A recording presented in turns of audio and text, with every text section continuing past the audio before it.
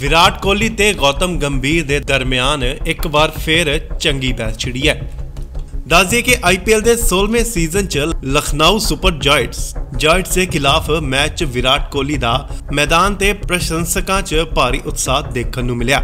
इस मैच च royal Challengers Bangalore की जित तो बाद विराट कोहली ते लखनऊ टीम के गौतम गंभीर विचाले गर्मा गर्म बहस छिड़ गई। हुण इस घटना का वीडियो सोशल मीडिया ते धड़ल्ले नाल वायरल हो रहा है। इस मैच च विराट कोहली फील्डिंग दौरान काफी उत्साहित नजर आ रहे सन, जिस च उन्होंने कुणाल पांड्या का कैच फड़ के अपनी खुशी वखरे ही तरीके दे नाल जाहिर की। इस तो बाद जदों अमित मिश्रा लखनऊ लई बल्लेबाजी कर रहे सन तां विराट कोहली ने उन्हां नाल कुछ झगड़ा भी किया। विराट कोहली दे इस वतीरे नूं देख के अंपायरां नूं भी विचकार आके उस नूं शांत कराना पिया। मैच खत्म होने तो बाद जदों दोवें टीमां दे खिडारी एक दूजे दे नाल हथ मिला रहे सन, उदों ही कोहली ते गंभीर विचाले बहस शुरू हो गई, जिस विच अमित मिश्रा नूं आके दोवां नूं शांत करना पिया।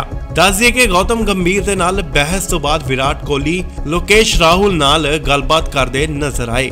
इस दौरान उस गलबात तो साफ जाहिर हो रहा सी कि वो उस घटना बारे ही गल कर रहा सी। असल च घटना दौरान कॉयल मेयर्स नूं सब तो पहला कोहली नाल कुछ गलबात करदे भी देखा गया, जिस तो बाद गौतम गंभीर ने आके उन्हां नूं उत्थों हटा दिता अते इस तो तुरंत बाद विचाले बहस शुरू हो गई, जिसकी वीडियो तुसी भी देख लवो।